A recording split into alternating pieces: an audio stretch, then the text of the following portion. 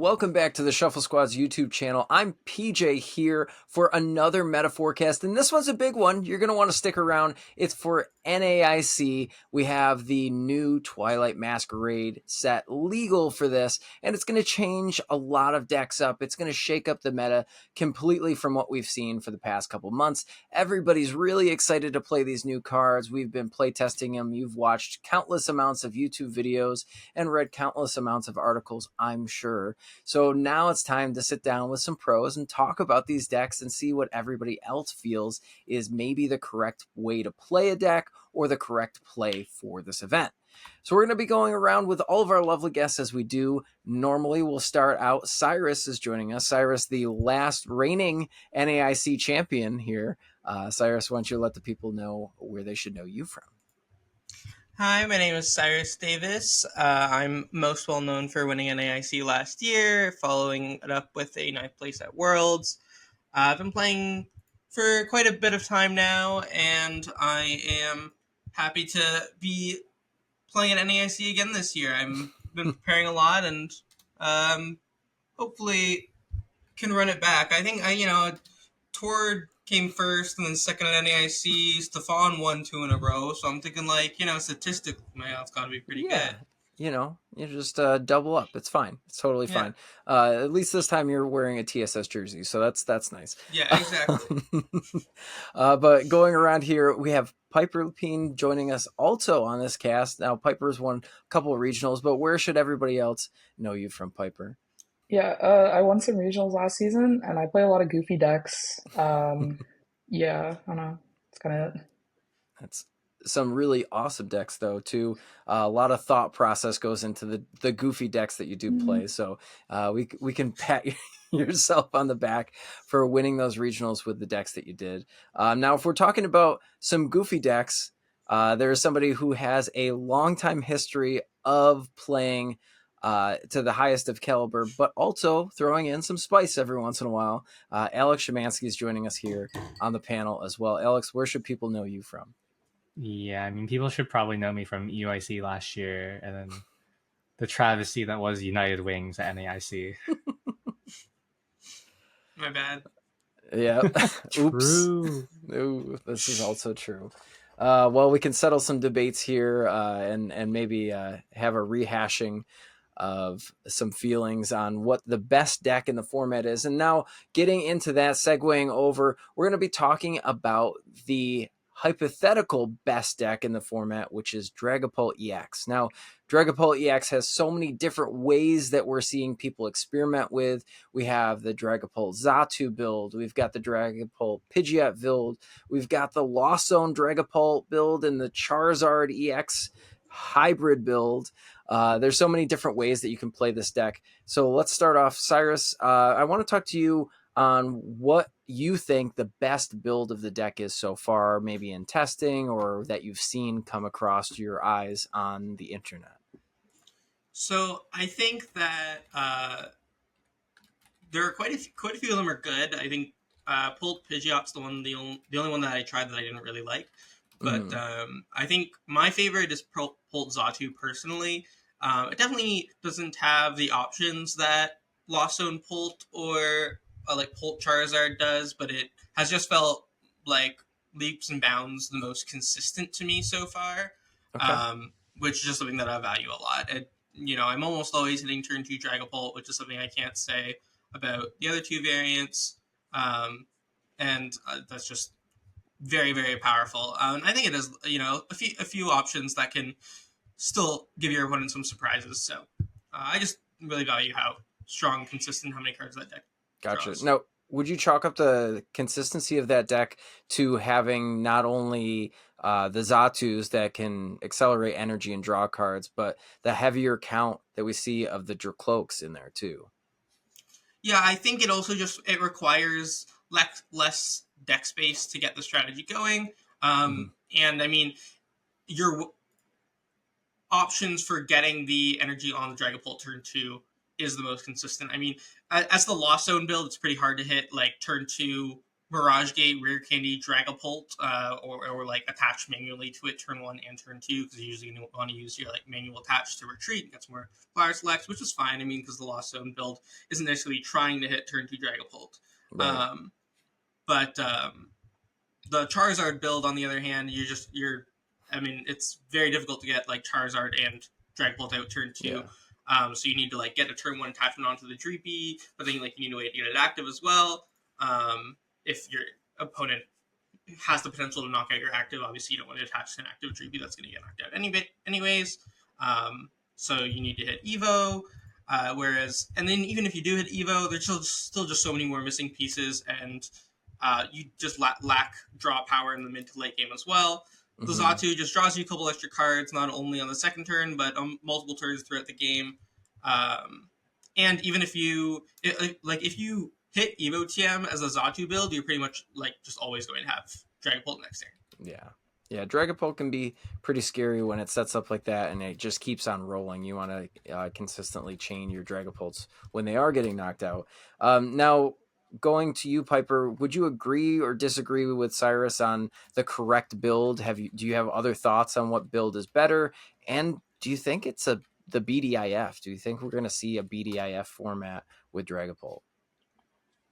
Yeah, I agree that Xatu's the best build. And I do think Dragapult will like be a BDIF, but like it's kind of like Zard, where it's like a lot of decks beat it in the room, but it still is just the BDIF, which we've had this format.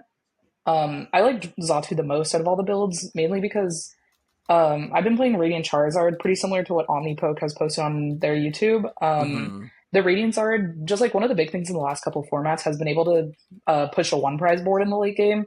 And by having like the Xatu to power up your Radiant Zard, you can like kind of accelerate it pretty early, and you have a lot of just like draw power from the Airmails and Xatus. And then you can kind of like pressure it on when they're at 3 or 4 prizes sometimes if like the matchup needs it. And it's really good against one of your like worst matchups, the Ogrepon Raging Bolt, because you can just like spam Gust up their grass type guys, and you can just ignore the Bravery Charms. Right. Yeah, it doesn't scare you anymore. It's not real, right? That's the way that we've seen it. And I do like the inclusion, changing, the Radiant from the Alakazam to the Zard. I feel like there is enough damage spread within the deck on its own that you don't really have to worry about that. I think that the big question that a lot of people keep going back and forth on, whether considering Dragapult as their deck for NAIC, would be what ace spec of choice. And now we know that we have the Prime Catcher that's been out. We know that we have there's the Neo Upper Energy in the Pidgeot build. We have Scoop Up Cyclone in the format. We have the Unfair Stamp. So Alex, I'm going to go over to you. What do you think might be the best ace spec in here, and do you agree or disagree with Piper that maybe Radiant Charizard is going to be the better Radiant Pokemon? Yeah, I mean, I think Radiant Zard is almost certainly better. Like Alakazam feels win more. It might be like the better mirror tech, but other than that, it just feels unnecessary. Ace spec wise, Prime Catcher is wrong for sure. I think it's Unfair Stamp or Scoop Up Cyclone. You kind of like with the ace spec, you want an effect that you're not going to get like easily. Like Turo is like fake Cyclone at that point, but it gets rid of the energies. It's actually kind of bad. And then Reset Stamp or whatever, Unfair Stamp. Unfair is actually it's a like, different format. Honestly, it's more of a consistency card than anything else. Yes. Like if your intent is to always get turn 2 Pult, Unfair Stamp is easily the best ace spec. And in Xatu, you need turn 2 Pult or a really good turn 2 just board. Either way, Stamp is going to either slow them down or speed you up enough that your board is good enough. So I think Stamp is probably correct, with Cyclone being second. Okay, very cool. I do like Reset Stamp, or I see now you got me calling it Reset Stamp, but I do like Unfair Stamp in a lot of lists, and I know that we'll see that played more and more as time goes on. But there's another card that we didn't think would see as much play, but if we look at a lot of the online tournaments, we do see that actually happening, where it's probably one of the most played decks that we have to talk about here, and that's going to be the Teal Mask, Ogrepon, and Raging Bolt. Now, this is a deck that I was not expecting. I know Dom, shout out to you, Dom, was a big Raging Bolt fan, caught some flack for it on Twitter. So Piper, let's go back to you, and I want you to talk to me about this deck. Does it look fun? Is it not an actually consistent deck as it's been made to appear as on PTCG Live? Because PTCG Live is broken for a lot of people. It's been buggy. Maybe this is the only deck that works on it, right? Like maybe that's the call. But do you think it's a real deck or not? I mean, it definitely has like a good Dragapult matchup. It's like if you just look at it, because they're just one-shotting your Dragapults and you're not one-shotting them back. So you just trade very favorably there. But besides that, it just doesn't seem great. Like, yeah, I don't know. Your Guardy matchup seems awful, and Guardy seems very good. Yeah. I guess Sablezard, people are playing that again. That matchup's really bad. Other Lost Boxes are really bad. I know basically anything that can go one prize board while one-shotting you, you just insta lose. And it's like, Yeah. a lot of those decks seem very good because, like, as I said earlier, like, just one prize board is very strong in the recent metas. Yeah, absolutely. And I would say that the big thing about the deck is that it's fun, right? That people want to play it because it's fun. It's the next Roaring Moon EX Yeah. of the format. So that's kind of what people have been playing. And, you know, hey, if you're going to have fun at NAIC, that this might be the deck for you.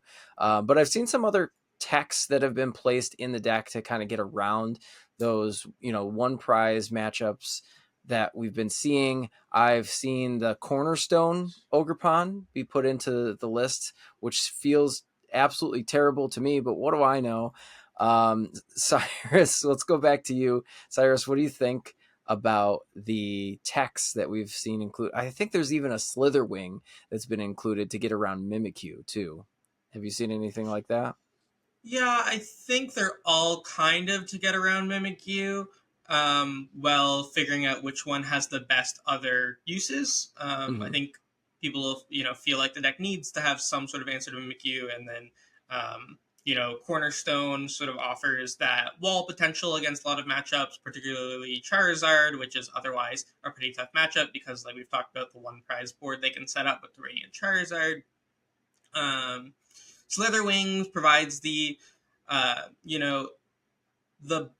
best answer to Mimikyu, I think. It knocks out a Mimikyu with a Bravery Charm. It only requires 2 energy, but they do both have to be fighting energy, which makes using it a little bit more awkward since you do only play 3 fighting energy in that variant. And the Sandy Shocks, of course, I think is the best general tech where, if your opponent has a 1 prize Pokemon inactive that has 90 HP or less, you can use Sandy Shocks, knock it out, and try to make your opponent play the 7 prize game. And that pretty much applies to any matchup. But right.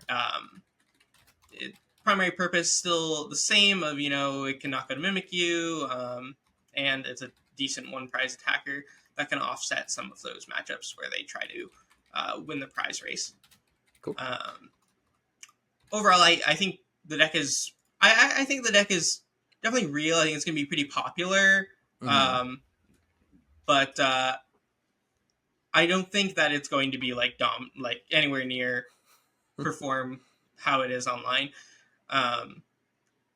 It's just, I think, I think Future Hand's last format is a deck that, even if you look at the played out Limitless play rates, it's still 3rd most popular deck on Play Limitless from last format, and it's it was never that popular in paper. So I think it's just kind of the side effect of how differently the online meta plays out. Yeah, you get those Raging Bolt stands that just come out, and then I want to play my favorite card in this meta. I don't care what the rest of the meta looks like. We're just going to do big things, go second, and go burr. So, Alex, I'd like your opinion because you like to play, again, the off-the-wall decks. Do you think the deck sucks, or does it not suck? Deck definitely doesn't suck. Okay. I honestly, this is a hot take. I think without the existence of online events, Ogrepult probably has an extremely good NAIC run. Okay. But now people are kind of, I don't want to say scared, but more aware of it. Like if Right. it had remained under the radar, the deck was really good. Hmm. And not everyone has to factor in. It's the most played online deck. There's Right. clearly a cult surrounding it. You have to Hmm. factor that into choosing your deck. Um, I think it actually impacts the meta a lot. The deck, Yeah. I mean, it's very good. There will always be something good about a fast, powerful, like just one shot deck in the format. It draws a lot of cards. It does big damage. Like it's kind of just Chen Pao on steroids at this point. I think. Yeah, I could see that. Like you don't get Greninja, but other than that, like no damage Shen Pao cap with less and steps. right. It's Chen Pao with less decision making. I think is the answer. Yes. Um, Okay. so like it's definitely real. I personally will not be losing to it at NAIC. It's the kind of deck that you can just farm easily if you're ready for it. So Right. please Yeah. line up 14 Ogrepult for me. Yes. Sounds great. Yeah, Sounds like a lovely I day. think that it definitely has changed. Like I was talking to someone earlier today. It was like 2 weeks ago. Like my thoughts going into NAIC would have been completely different than they are now because of the way that the online meta has shaped up with Ogrepon. Like it's just a new deck on the block, and it has greatly tanked how much Dragapult I think there will be at the tournament as well. Mhm. And additionally, I will say if you want to play a Bolt build that feels like backs on steroids, you should try the list that I put on Schmance's Corner. That is Bolt Ooh. Palkia, that has the Moonlight Shuriken option. I actually do still think that build is better. So Okay. Okay. I could see it. Please tell me it's got Thornton in there. Maybe. We'll have to check it out. Check. All right. Well, you know what? Talking about decks that are good and people really, really enjoy them, if that's the deck that you play, we're going to talk about Lugia. Now, Lugia seems to be coming back with a vengeance now because we did lose a lot of the cards back in the SIT format, and Lugia has kind of been hit or miss for a lot of events up until this point, in which we get Legacy Energy. We get the Water Ogrepon that I can never remember the name of. We get all kinds of crazy things in this deck. Alex, let's talk a little bit about Lugia, shall we? I want to hear your opinions because I've played up against this deck online. I've sleeved it up. I've play tested it in person. It absolutely bodied Dragapult within 5 games that I played. And I was very unaware of the power level that this deck had. And I don't think it's even the energy or the Pokemon, but I think that it's Carmine. And that's really what sends the deck for me. So have you play tested it or play tested against it? Ironically, Lugia is probably the deck I've played the most of this format, if Okay. only by virtue of like coaching again, like having people want to coach against it. Okay. Deck is obviously so much better than it was last format. Mm-hmm. Ironically, like Wellspring Mask, whatever the blue one is, I think it's Wellspring, isn't even seeing as much play as you would expect. Yeah. Like if you look at list, it's pretty consistently the card that gets cut. It's not bad. It's actually pretty good, but the deck doesn't Yeah. really need it. I know. It's a dual purpose card. I can see because people miss the Rayquaza of the other set, yeah. or not the Rayquaza, Whatever the you have. Raikou. The Raikou. Yeah. People miss that, and it also has a stalling effect, which I didn't realize. Nice. Yes. So corner lock is always good. So that's pretty funny. And obviously, like Lugia is more consistent.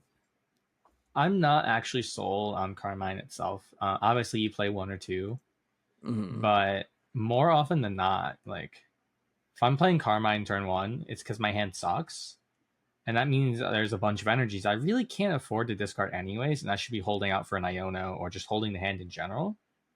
So like it does bail you out, but how often do you win the games that it quote unquote bails you out of? Yeah. So like I'm not sold on the deck. It's definitely better than it was. Mm-hmm. Getting Iron Hands is huge. Legacy Energy is funny. Single prize really Iron Hands. Right. So yeah, I've seen some people tech in up to 3 Carmine. Now, Cyrus, I know that you're pretty up and up on this card here. What would you think about having that higher count of Carmine in a Lugia list? What, I guess, other than what Alex said, would be the pros and cons of doing that in this new format where you don't necessarily know what you're going to be hitting in that day 1, day 2 environment? Yeah, so I will say that as Lugia, if you do play the Carmine, you're obviously opting first because you have the Carmine. And I think that in this format, you can probably get away with your opponents opting second quite a bit. There's quite a few go second decks going in blind. So you can go first a lot with Lugia. And I sort of disagree. I do think that the having a heavy count of Carmine in there does significantly increase your chance of getting turn 2 double Archeops, and if you do, you usually win in most matchups. I think that the deck is really strong. It's obviously, I think the deck can be built completely differently. Like I said, I posted a list on the TSS Patreon that didn't even play Genshin, but that way I could fit in more consistency cards and all of these new different attackers that you can play. But I think that the Raging Bolt or Ogrepon becoming as popular as it is has made it so that you do need the Genshin in the list. After all, I felt like I didn't really need it before, but you do need that way to so consistently win the prize trade against Raging Bolt. And unfortunately, a lot of these cool attackers like the Wellspring Ogrepon, I think that's sort of the best one that's getting cut. Just you don't have the room when you have to fit in a 4-3 Chinchino line into your deck, and I think that's the biggest issue for Lugia right now. That's my biggest qualm with Lugia last format as well. Is, I mean, Chinchino is obviously amazing, but it takes up so much deck space, and it makes the deck so much less consistent. I have to play that over, like some basic Pokemon. I will say that getting access to Aqua Return is fantastic. That having that back is great. You might not use it as much as we used to, but it's still great to be able to fish out a supporter and then shuffle Lumen back in for safety, especially whenever it can be taking a one prize knockout. So yeah, I think Lugia is very strong. I do think that being able to play Carmine on your first turn significantly increases your odds of hitting what you need turn 2. Doing the thing. Yeah, I don't think that anything beyond like the Iron Hands and the Ursaluna are worth it. I do think the Ursaluna is a huge addition to the deck, though. I mean, Ursaluna is just such a strong card in general, and Lugia certainly utilizes the card best. Yeah, you can put Ursaluna and Radiant Charizard. You get 2 Radiant Charizards in the deck. You could. So, Piper, what do you think of some of the new tech cards in the list? Aside from Carmine, what has been your favorite so far, seeing Lugia come back into the meta? Yeah, I mean, I like the Wellspring Ogrepon because you're forcing your opponent to bench mana fee, so now they're basically playing the game with 4 bench spots. And if you're playing like Collapse Stadium in your Lugia list, now you kind of make them play with 3 bench spaces, which can be really awkward. And even if you choose to not play the Ogrepon, your opponent still has to play around it just because it is like such a big threat. Like every Lugia list is going to be playing Legacy Energy anyway, because obviously one prize Iron Hands is just absurdly broken. But one of the big things that just makes Lugia so good is the Legacy Energy, because like one of my main problems with it is you just run out of energy so fast with the Cinccino's. But now between Aqua Return, the Ogrepon attack, and Blood Moon Ursaluna, you just need so few energies to win the game because you either have a low cost attack or you're recovering the energies, which just like makes the like resources a lot more manageable than they have been in the past. And I do have to say, Carmine's kind of mid. It's like solid, but after turn 1, like if you don't have the Archeopses already in your discard, it just like sucks because you want to see the 2 extra cards off research so that you're able to potentially hit like Ultra Ball and Archeops if you need to get one more into the discard or something. Yeah. Well, straying away from the 3 different volumes of how good Carmine is here, we do have to talk about one of Lugia's better matchups, it seems now, which is Stall. I think Stall is going to be a huge deck in this format, whether it's at NAIC or going forward. and even Pidgeot Control, we saw LA Regionals won by a weird version of Pidgeot Control. So, Piper, have you tried out any of these stall and Pidgeot archetypes for the next format yet? Yeah, I mean, right when I got back after LA, like the first deck I built, I took my LA list and started like working on it. Mm-hmm. I think regular stall is just not great. Your Dragapult matchup is actually really tough. So I just don't think it's the best play because of that. Mm-hmm. Um, but Pidgeot Control just has a lot of potential. There's a lot of really weird options that you have. Like the water ogrepon is really nice over Mawile because you have 210 HP. Yeah. It is awkward because it's another two prize starter, but it's also 210 HP versus 90. So when you Heroes Cape it, now you have like a 310 and you attach a DTE. Now you're just cornering something with 310 HP. And also, instead of Radiant Charizard, you have the Blood Moon Ursaluna, which is doing 10 less damage. But again, if you Heroes Cape it, now has 360 HP. You like put an Iono with that, and it's Mm-hmm. really hard for your opponent to respond. And then you just keep getting pennies and looping it. It just seems really strong.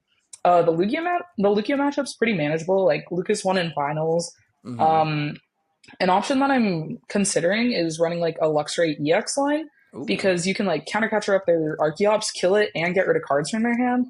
So if you that build might be better with like Unfair Stamp or like a second Diona or something. Mm-hmm. But you really just you're taking away their Archeopses and you're also getting rid of cards from their hand, like the bosses or Jets or something. Hmm. But yeah, there's so much potential with it. There's a new Milotic that blocks like scoop ups from like Turo and stuff or scoop up Ooh. Cyclone. Okay. There's so many cool options. I don't know. Yeah, yeah, it's like a rainbow of different cards that you can now put in the deck. I think Twilight Masquerade definitely opened up the door to so many different control stall archetypes that we're just seeing more and more, and even in the future sets, we're seeing this come into play. But we're going to talk about whistle. I keep calling it flute because Snorlax, the Poke Flute.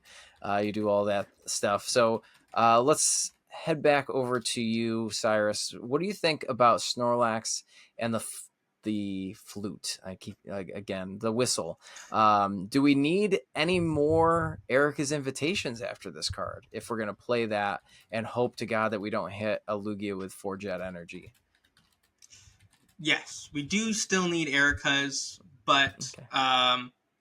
I think Snorlax is solid. It's like it has some good matchups, it has some bad matchups. It just feels like there are so many. I'm not a huge fan of it this format. I think that I agree that I think the Pidgeot build is definitely better. I haven't tried the Pidgeot build that much, but just like in theory, it sounds better to me. I have tried the Snorlax build quite a bit, and there are just so many decks that have like even just natural win cons and routes against it right now. That I think it isn't the safe play that it was last format. I think it's definitely still solid, and I definitely still think that some will do well. But yeah, I think that everyone's just sort of building their decks to like. It's weird. I feel like I've never experienced the Pokemon format where everyone is as prepared for control as they are currently. So yeah, we've got the double Turos, we've got some Palpads, we've got some Switch. I've even seen Switch or like Palpad, Turo, Kirin. Right, yeah. Kirin is a wild card. Somebody who hasn't played stall or necessarily control in this format leading into NAIC. Alex, what is your take on Snorlax or Pidgey control based on some of the other big decks that we're talking about with like Ogrebolt? Do you think Mimikyu is going to save us in a lot of matches? Dragapult can kind of hit it while it's on the bench. Does it matter? I mean, I feel like honestly those matchups are like okay anyways. But I don't know. Like control is obviously going to be fine. It's going to be good. Snorlax is going to be less good, but I want to say it has more like not polarized. It has more consistent matchups. Like Pidgey is probably the better deck by far. But Snorlax, you could have the much easier run of, I honestly, I don't even know what it beats. But like, you could just hit the Charizards in the room or whatever, Yep. and just move on with life. Like Pidgey, you always kind of like look at the early game and you're like, oh, maybe I didn't play the game. Snorlax like kind of it does that less often, I think. Yeah. It's not Draws cards, annoys you, and that's it. It's not even like really a consistency issue with Pidgey. It's just less consistent than Snorlax, which isn't Right. saying much at all. It's just that you don't open Snorlax most games and then and immediately slow your opponent down right from the get-go. That makes it it feels so much smoother to play early game Lax. Right. Or if they don't open a good Pokemon, they just scoop and go to game 2 immediately. Right. If they don't have any outs, and you're like, oh well, I guess I can't finish. My Snorlax is already there. What are you gonna do? Like, I'd say with like Pidgeot control versus Snorlax, overall you're like having slightly worse good matchups and better bad matchups. But you're also having like more complex lines into each games. Like you're not just doing the same thing every time, and you have like a lot of outplay potential. Like last weekend at LA when I was playing Pidgeot, one of my Zard opponents just had a dead hand and a lone Zard active. I just hit their Zard with my Pidgeot, and the next turn TM Devoed and won the game. Like they had no Pokemon in their hand, nothing on their bench. Like if I were playing Block Box, I probably would have lost that game. But just because I had those like random options and stuff, I just cheesed the game. Like yeah, that definitely does happen because people forget that Pidgeot is also an attacker in that deck, which is kind of funny. But we're gonna move on from stall and control and talk about some other decks that we haven't covered so far. I'm going to get opinions from everybody here. So we will go ahead and start back again with you, Cyrus. What cool decks have you seen, whether it's online on Twitter, Limitless page or the Champions League, that you personally really like? And then which one of those decks do you think it's worth putting time into testing? So I have a few. I think there's like actually quite a few. I think this format should be more diverse than it is. I think that Ninja Frostlass is, a deck that appeals to me very much. I mean, I tested that a lot early on, and it sort of feel like Intel to me. There was a point at which it was my top pick, and I was like, "There's no way I'm doing this again." Their Manaphy, it dies, and then I wipe out their board, and then it's just. But I think the deck is very good. I think it's underrated. Frostlass is very strong, and a lot of decks struggle against it. I do like Shrine Other of Punishment. Than that, I think that there's the Lugia deck without Cinccino that I tried that I still think was very strong. Just doesn't have a great Bolt matchup. Right. And then, I think Dialga is pretty underrated. I think, personally, I'd honestly probably still just play almost the exact same 60 that Andrew Hedrick won the event with, but with 70 HP Beldums. However, I saw a list that played like Iridas and Wellspring Mask, Ogrepon, and Hyper Aroma. And the idea was, you swing with the Dialga and then you use Ogrepon after that to snipe. So I think I thought that deck list looked very cool, but a little bit too many missing pieces for a deck that's already relatively inconsistent. So. Yeah. But I do think that Dialga, Ninja are both decks that I think should be on people's radars a little bit more. Even like Future Box hands, now that it has like the Thorns option as well, is a solid deck that people should probably be putting a little bit more time into. I do think that their overall power level is lower than stuff like Dragapult and Raging Bolt, even Charizard. So like I understand that we're just putting our time into the big decks. Right. Now, Piper, would you agree or disagree with some of those decks? Do you have any other spicy picks that you're looking forward to, or you think you should put some time into testing? I will say quickly with Dialga, I think the attack on the 60 HP is like too good that like I think at most you play a 2-2 split. Like I don't know. I think you just hope that you just evolve them before Dragapult gets to attacking them, because they don't really have time to do a Devo play and you have like weird stuff where you can like Vstar their whatever 2 prizer they bench, like Rotom or Lumineon, and then one shot their Dragapult. I think the matchup's probably fine, even with the 60 HPs, and like that attack just bails you out sometimes.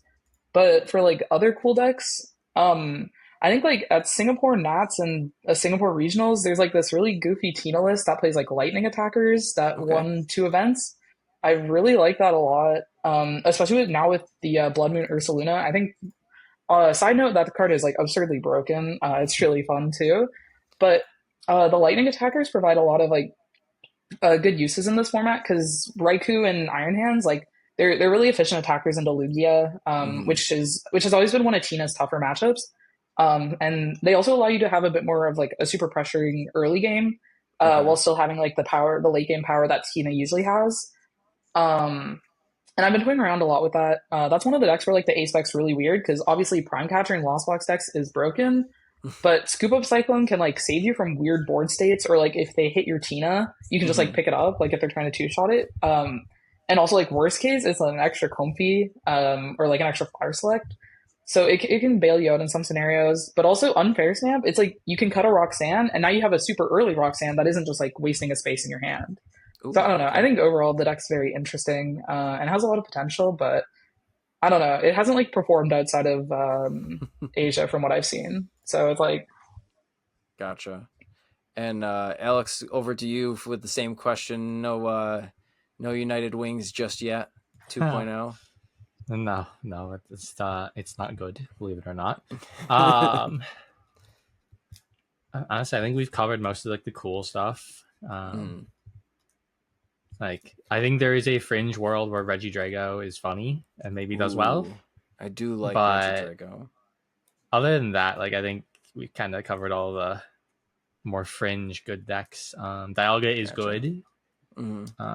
Is probably just like is the most unchanged deck from the format that we just left. So like if you've been chilling on Dialga, like you could reasonably just continue. That's fair. If you got the sequencing down by now, these past couple of regionals, you might as well keep going, right? I think that what I'm more interested to see here now, and we'll keep it on you here, Alex. What old decks are we going to see still perform well? So we already talked about Dialga here, but we still have other decks in the format like Chen Pao. We have Lost Zone Box, which we're seeing a lot of different variants come out for the new format. We have Miraidon EX coming back as a deck that's potentially set to counter things like Lugia and ogrepon and Dragapult, I guess. So the big three. We even still have Charizard. It's still a deck. It still works. So what would you say is probably the best of all of the old decks into this new format? Into the format, it's probably just like Miraidon. I don't think the deck is like amazing, but it didn't really lose anything to like the new format. Like everything else, like Zard, kind of just probably I would not be surprised to see Zard just be like most played again.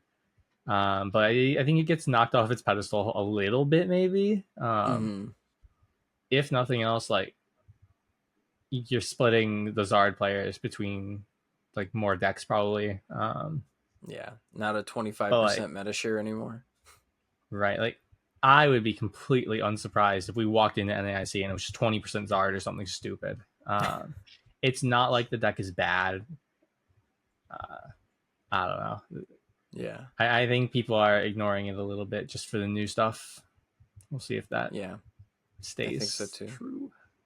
Yeah, so Piper, would you agree or disagree, or are there any decks that I mentioned that stand out to you that you think will be really good for NAIC? I think Lost Box is really good. Roaring Moon has like sucked in it for the last format. That card's just so mid. But Blood Moon Ursaluna, the savior, is just absurdly broken. It's such an efficient response into Iron Hands, and it has 260 HP for some reason. It's like so difficult for your opponent to respond with. But yeah, I think Zard is also very underrated. I haven't tested it in Dragapult, but I think like with the double Flare Veil Charmeleon, and like playing max belt or something, your numbers are very good. The max belt numbers overall are also very good into the format, with like the Yeah. Raging Bolt stuff. But also your Raging Bolt matchup just seems insanely free as well. Like, I don't know. You beat a lot of the just bad decks. Or I guess like Raging Bolt technically isn't bad, but it's, I don't know. Yeah. And then Miraidon and C-Pow, I think they're like similar niches to Raging Bolt where they're just like big two prize decks that do a lot of damage, but C-Pow is obviously the most complex one because it can either go one prize board or like amp for two prizes on a one prizer.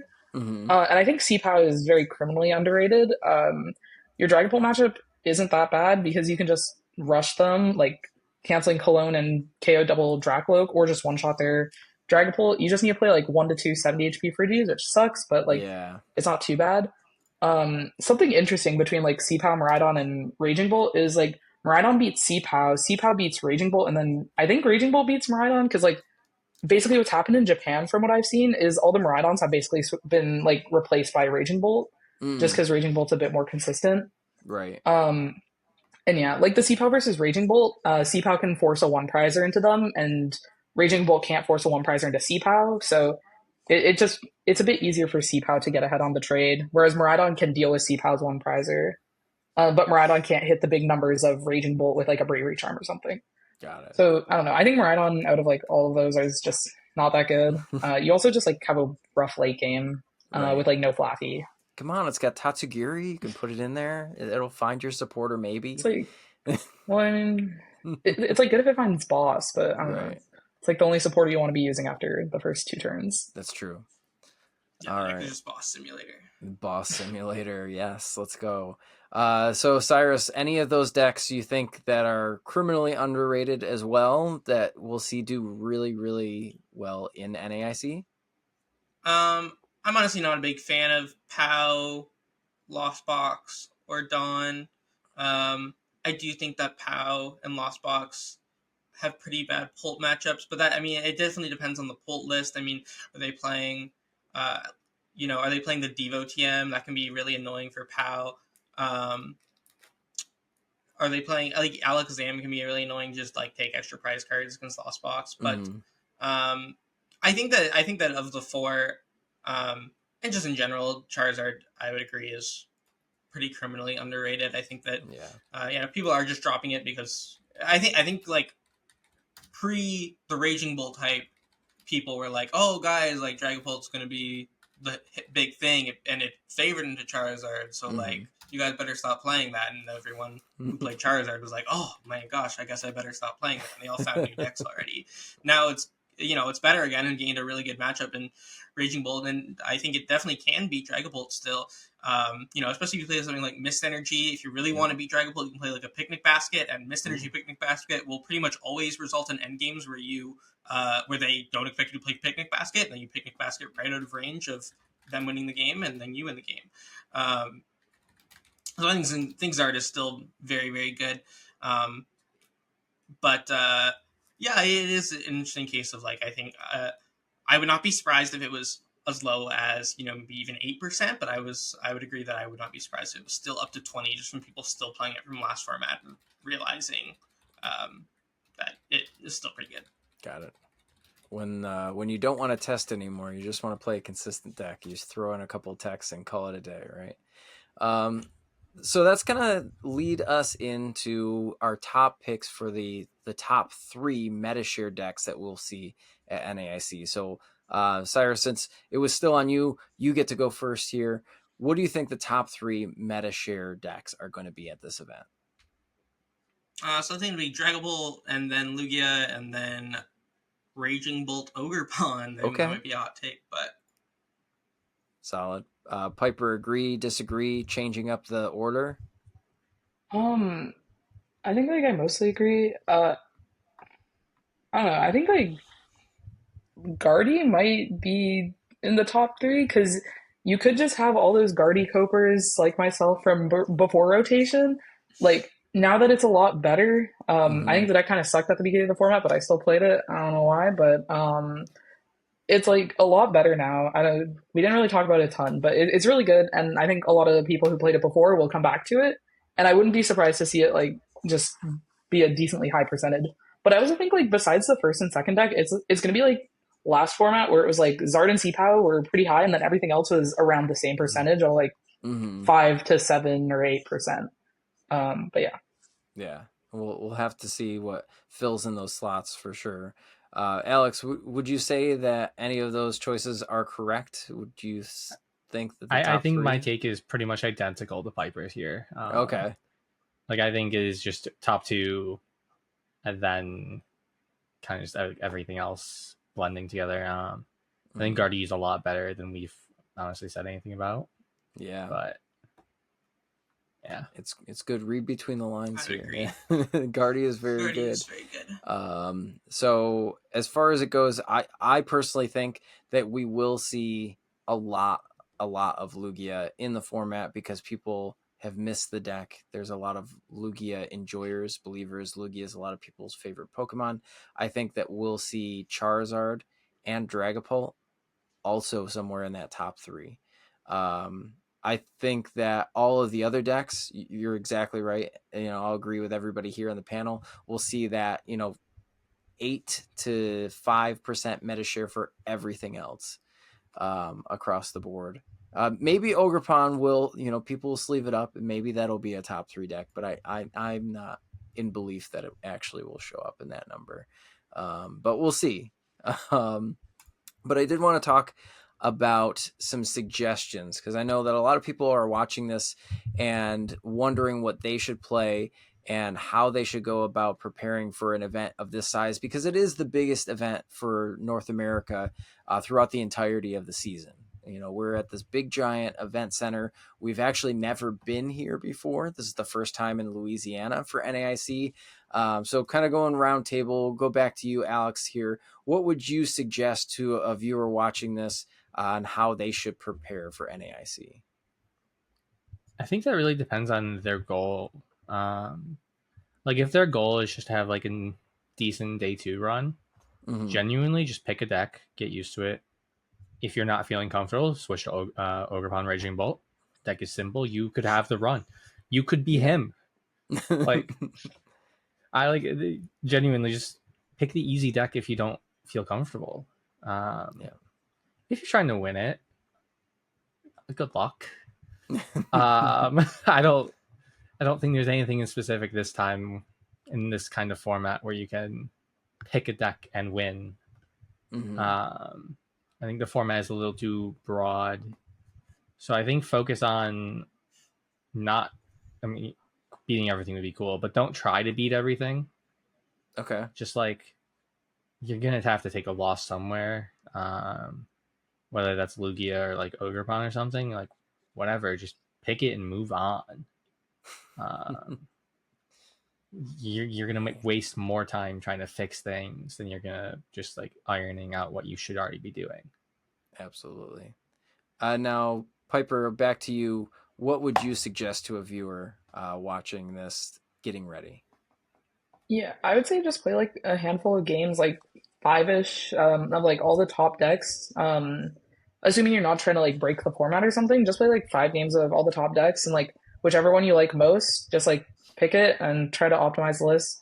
Yeah, don't play like too many techs. Like techs like kind of suck into a new format when you could just play consistency cards and then just draw better than all the people playing techs. So yeah, just like play games with it.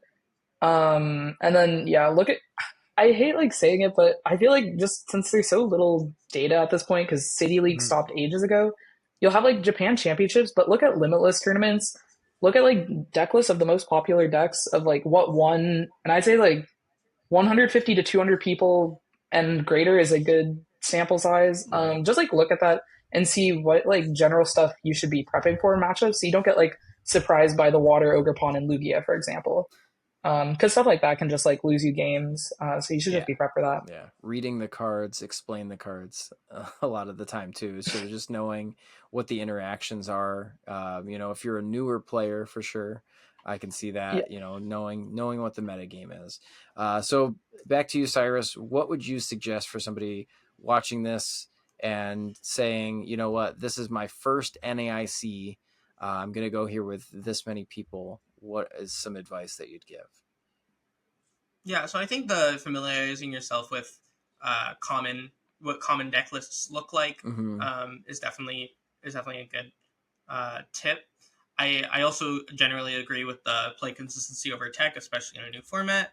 I will say, because knowing that this video is probably going to come out pretty shortly before NAIC, I know you don't have a lot of prep time left. Just lock it in, okay? If you're not sure what you're playing yet, lock it in. Just play the deck. The deck that you want to play, just play the deck, and just make sure that you like your 60.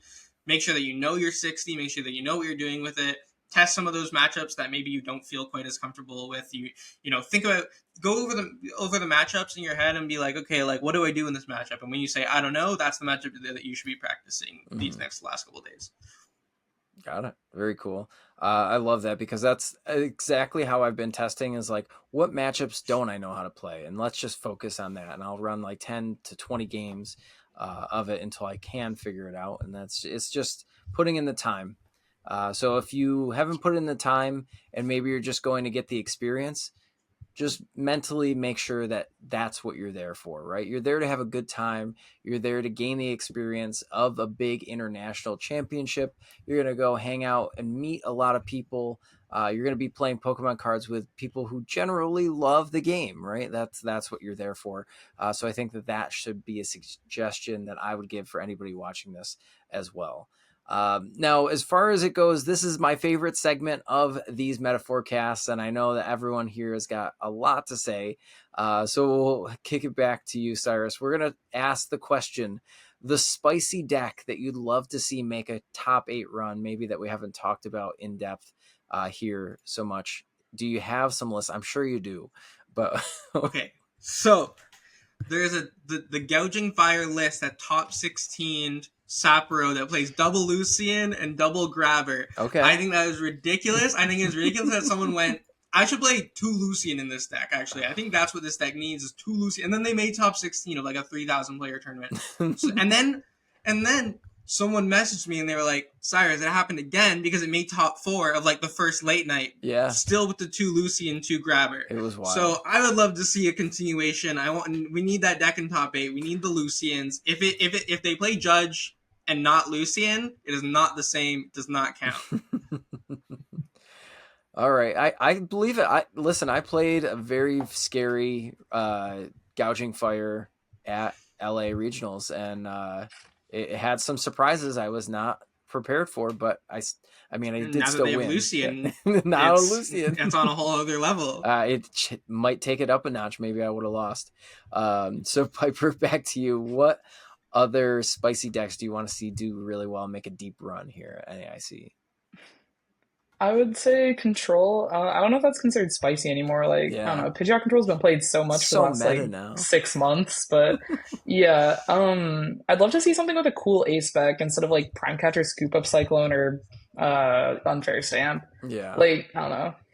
I feel like the ace specs are now just getting so much better, and now they're like game changing. Like, if your opponent doesn't know which one you're playing, like, because sometimes it's hard to like be playing around Scoop Up Cyclone, Unfair Stamp, and Prime Catcher. Right. And on that note, I do have to say one free tip is do not reveal your ace spec with Arven. Like, there's so many times I see Zard players be like, oh, I'm gonna thin a card for my deck. I'll get Max Belt off of Arven. And now it's like, Yep. I don't know. Now I know you're not playing Prime Catcher, and it's like, Right. Yep. okay, free info.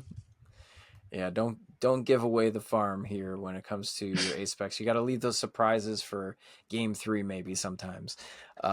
So I would definitely say Control. That honestly, that's why I didn't play Snorlax to LA, because I thought it was way too meta. Too many people knew about it, and it was between Gardevoir and Pidgeot Control.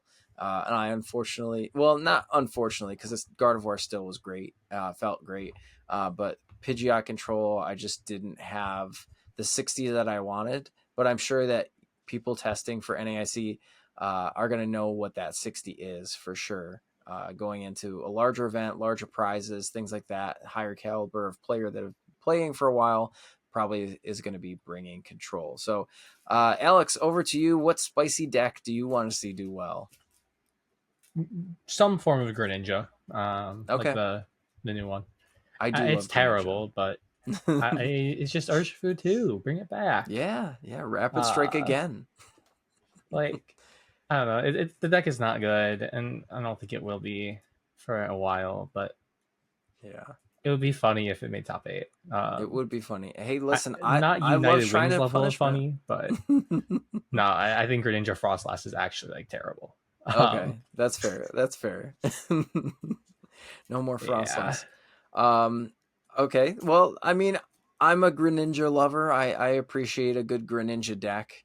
If we can get one, we haven't had a solo Greninja deck in some time in Pokemon TCG, so I think that would be cool. Plus, whoever wants to flex with those beautiful Greninja EX full arts, or those things are amazing. Um, I'm gonna go out on a limb with my spicy pick here. I think Frostlass as a deck with some extra attackers will be very cool to see if it makes top 8 more like a spread deck, similar to those who played back in the Unbroken Bonds format with Weezing. I think that would be really cool to see something like that come out of the woodwork. If somebody's out there, a master deck builder that wants to build something like that and send me a list, I wouldn't cry about it. And then I think that there is a potential to see was the Flapple. Some people are probably going to bring that because it's like a budget deck. I think it would be funny if it made the run. Do I believe in the deck? No, but do I appreciate if somebody can make a run with it? Absolutely, I do. It turns out if you attack twice a turn, it's okay, right? It didn't work with Jumpluff, but might work with Flapple. So we'll see what happens. Yeah, so that's pretty much rounding out our NAIC highlights here on what we think is going to be big or the ways that we should be playing these decks going into the North American International Championships. If you did get anything out of this, definitely leave a like, subscribe to the channel for more content like this, and comment and let us know what you think. We're going to end the show here right before we do our outros. I did want to give a special thanks to our sponsors that help make everything on the Shuffle Squad possible. Shout out to Kayfabe Cards. Shout out to Ultimate Guard for their product that they provide us with. Shout out to PTCGL Store for those who are still playing PTCGL and need some codes to build those decks after the updates have completed. You could definitely go check them out there. And also shout out to our sponsor, Advanced GG, where you can use code TSSWIN to save yourself 10% off of their product. Again, we're going to hop over to our guests here. We're going to start back off with Cyrus. Cyrus, why don't you give your shout outs and let people know where they can find you online? Well, just shout out to TSS. That's really the only shout out I've got. And if you want to check me out anywhere else, you can check me out on Schemansche's Corner, where I write 1 to 2 articles a month normally. So that is where you can find my content. I'm pretty active on Twitter, Cyrus Davis TCG, Metafy, also just Cyrus Davis. Pretty much Cyrus Davis or Cyrus Davis TCG on everything. So awesome. Over to you, Piper. Piper, any shout outs you want to give and where people can find you? Yeah, I'm on Twitter. It's just my name, Piper Lepine. I don't tweet much, but I am technically there. I'm also on Metafy. I think it's also just my name. I don't know. But yeah, shoutouts to my sponsors, Dead Draw Gaming and Dragon Shield. And also shout out to Celsius energy drinks because those things have been saving me lately. I'm not sponsored, but sponsor us caffeine all. is my savior. If it's just us four, just sponsor all 4 of us. I love Celsius.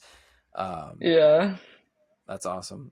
And then I don't think anybody dropped their coaching link. We also offer coaching here too, but you can always find us. We'll leave those in the description below. And Alex, last but certainly not least, where can the people find you online and any shout outs you'd love to give? Yeah, I mean, you can find me on Twitter at Schemanske. You can also find me on Substack. I apparently run one. I don't write very often anymore, but I've faded into the background. Just search my last name on Google. It's the top result for some reason. That is the easiest way to find it, genuinely.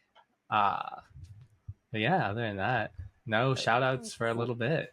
Well, you know what? We'll do a secret reveal at the end of this video. If you've watched this far, you will now get to know that Alex is rejoining the Shuffle Squad. So Alex is now going to be a sponsored player again on TSS. We loved having you the first time around, and we will love having you back. So Alex will be representing the Shuffle Squad for the North American International Championships and beyond. So one more time, thank you so much for watching this video in entirety. We will catch you next time on the Shuffle Squad.